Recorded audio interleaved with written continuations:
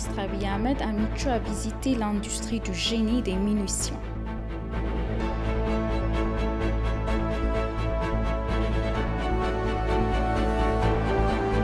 L'usine de l'huile à Dabra Marcos a commencé la production expérimentale.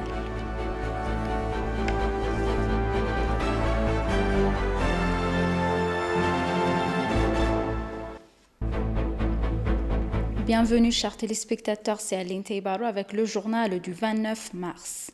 Le Premier ministre Abiy Ahmed a visité l'industrie du génie des munitions avec le chef d'état-major du gouvernement fédéral, le général Birhanu Jula, et d'autres responsables gouvernementaux. Il a rappelé que des réformes ont été lancées pour renforcer la capacité de production des forces de défense et s'assurer qu'elles sont en mesure de maintenir la souveraineté du pays. Lors de sa visite, le Premier ministre a déclaré que les réformes en cours jettent des bases solides. J'ai vu le début d'une réforme fondamentale qui dépasse le cadre de la recherche, a déclaré le Premier ministre Abiy.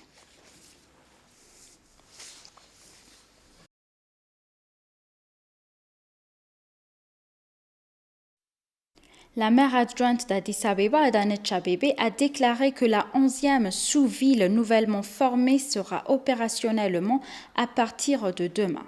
La maire adjointe Adanet Abebe a félicité les habitants de Lamikura pour le lancement officiel de la sous-ville et a annoncé qu'elle était pleinement opérationnelle. Adanet a déclaré que la nouvelle sous-ville est l'héritage du changement et que le gouvernement travaillera dur pour continuer sur la voie de la prospérité. Adanet a déclaré que l'administration de la ville formulera et mettra en œuvre des politiques pour résoudre les problèmes de développement et de bonne gouvernance. Selon le secrétariat de presse de l'administration municipale, la sous-ville de Lamikura organisera 6 waradas existants et 4 nouveaux waradas des sous-villes de Bolé et Kara et offrira divers services aux habitants et aux agriculteurs.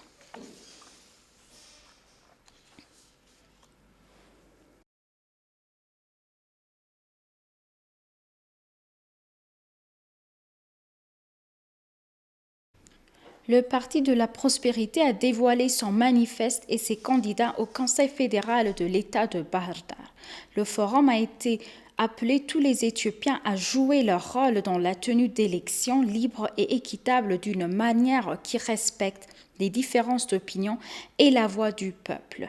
La communauté a été invitée à choisir un parti qui pourrait soutenir une patrie pluraliste qui pourrait se déplacer au-delà du pays en considérant les options offertes.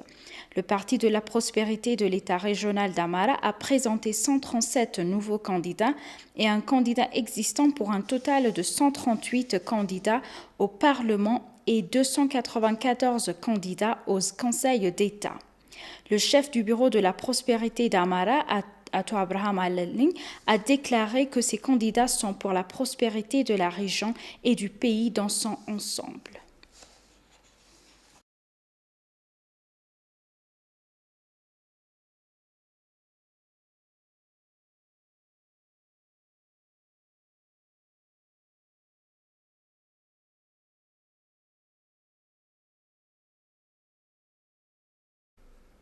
Un programme national de reconnaissance et d'appréciation est en cours pour la commandante Daraartu Tulluu qui a hissé le drapeau éthiopien aux Jeux olympiques et d'autres sports.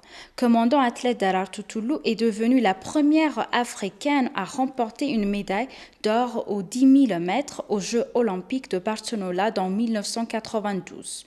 Adanet Abebe, maire adjointe de l'administration de la ville d'Addis Abeba, Shimellis Abdissa, président de l'État régional d'Oromia, des hauts fonctionnaires fédéraux et régionaux, des organisateurs, des responsables de la fédération d'athlétisme, des artistes ainsi que d'autres invités étaient présents au programme de reconnaissance et d'appréciation.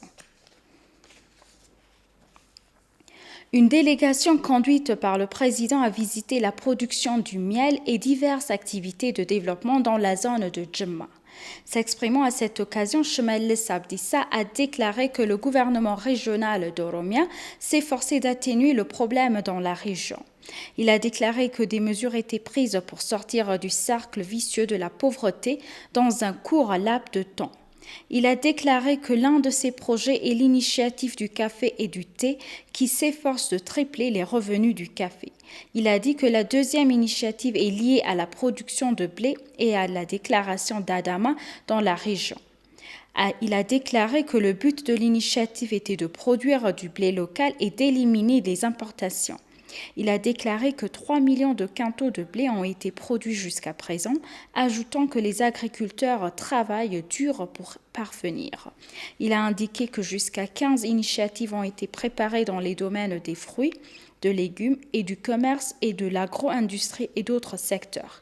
Il a dit que si les agriculteurs en profitaient davantage, ils seraient en mesure de manger pour eux-mêmes, de maintenir leur santé, de s'approvisionner sur le marché local et de travailler de manière coordonnée.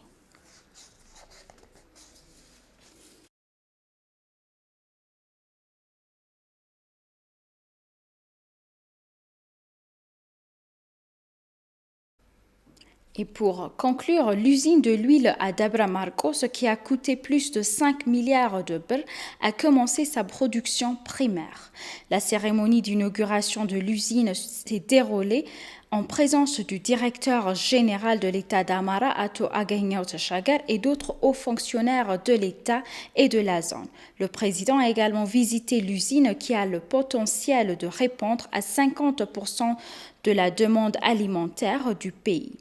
Le projet a jusqu'à présent créé plus de 1300 emplois et devrait créer plus de 3000 emplois dans le futur proche.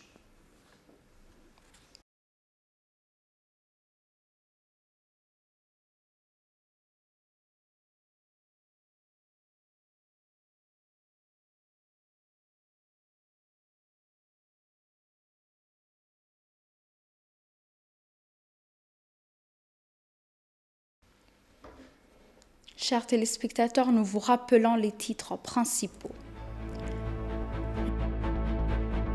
Icho a visité l'industrie du génie des munitions.